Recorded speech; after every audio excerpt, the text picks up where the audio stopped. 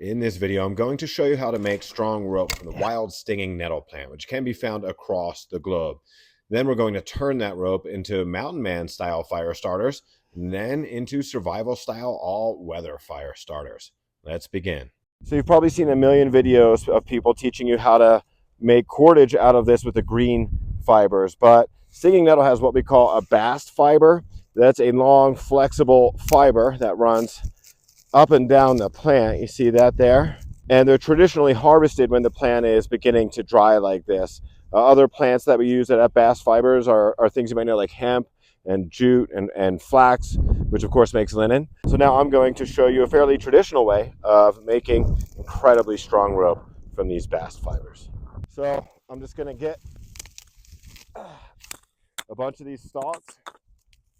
So it all begins with a classic break and shake. You see the dried stalks break away from the flexible fibers fairly easily.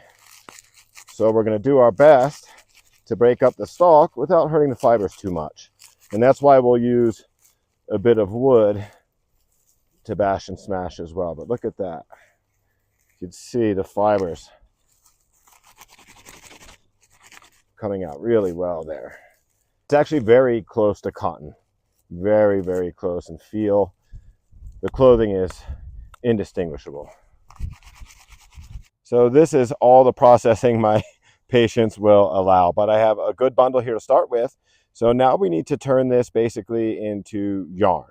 So I'm going to choose a handful. See the different colors there from the different age. And I'm going to start stretching it and pulling it out here to get the thickness that I want for the rope.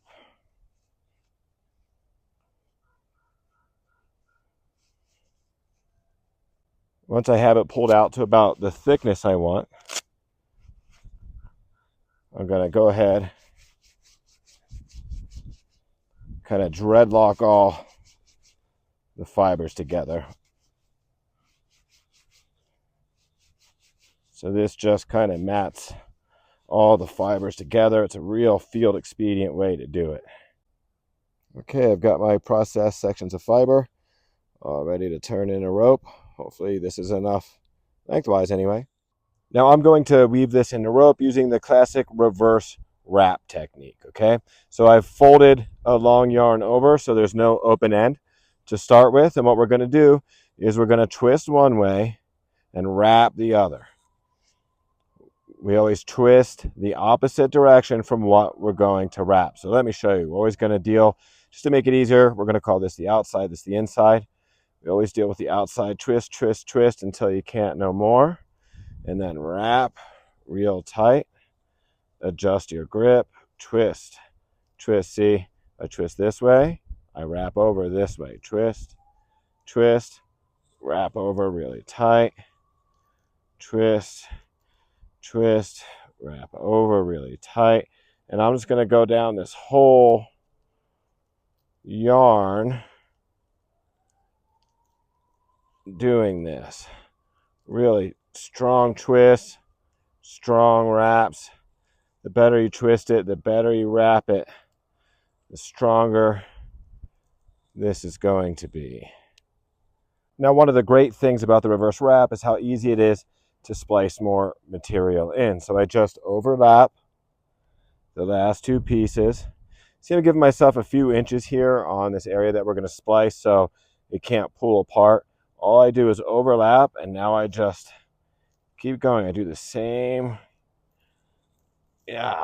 reverse wrap. And if there's any sticking out at the end, you don't like that, you can cut it right off. That's no big deal. These little pieces, remember, this is survival. To get this all out, you would need some kind of comb, and it'd take a long time. And in survival, we want to be able to do things at least a little bit quickly, right? So this way you can make the rope very quickly, and you're going to see it's going to be very, very strong.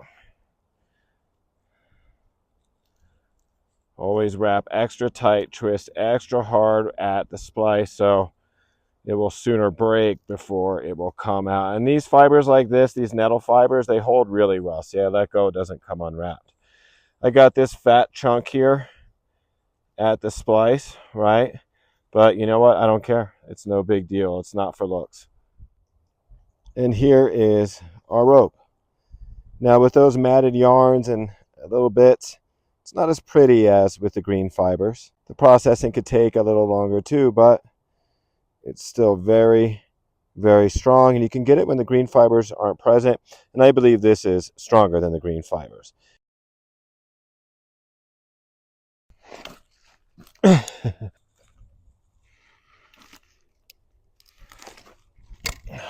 We're only going to need a few things to turn this section of rope into an all-weather survival fire starter.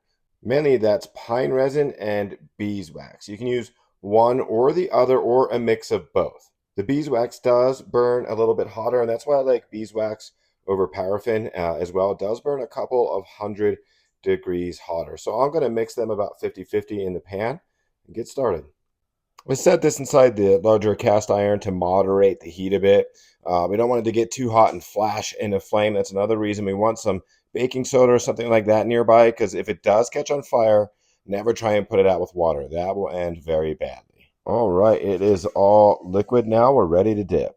Now I'm just going to clip a section off here.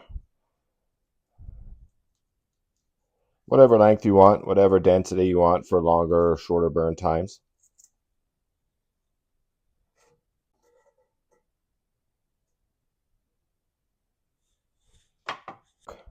It's going to absorb a lot. You'll see when you try this, the fibers are very much like cotton, so they're very, very absorbent. And that's going to give this a nice long burn time. Now we'll just let this dry for a bit, and it'll be all ready to use out in the field. And of course, you could do this in the field as well. This is a little camp pan, no big deal.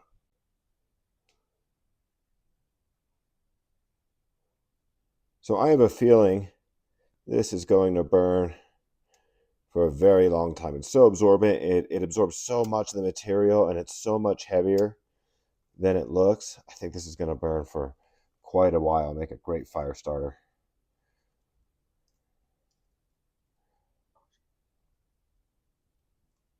Stop. Here we go.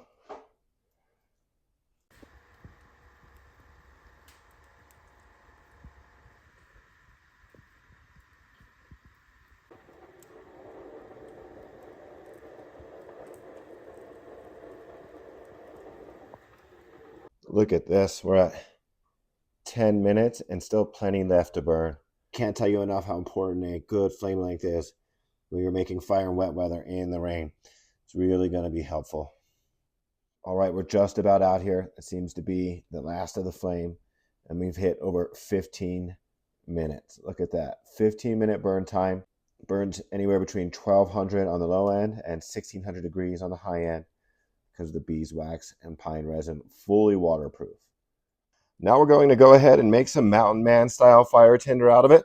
We're going to make charred rope that's just like charred cloth to be used with flint and steel.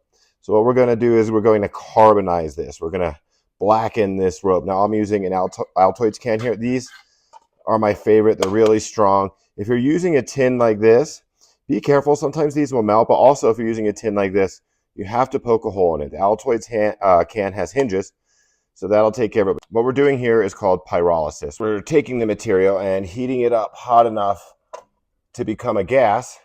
That gas escapes the hinges, and we're left with mostly carbon, which lights very easily. Now, if you're using a tin with a hole, you can keep it in the fire till the smoke stops coming out of the hole. If you're not, I just go about 15 minutes. So here is the end product, our charred rope. So of course this is used as tinder with the flint and steel. The small sparks from that get the char rope. The char rope lights the tinder bundle.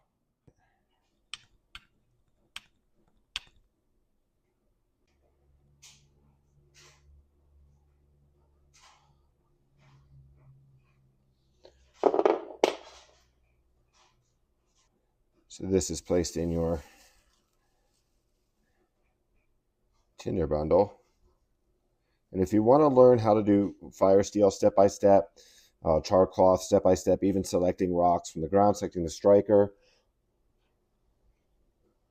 forming a full tinder bundle, all that. Check out my video on that. I'll link it to this video so you can learn the flint and steel.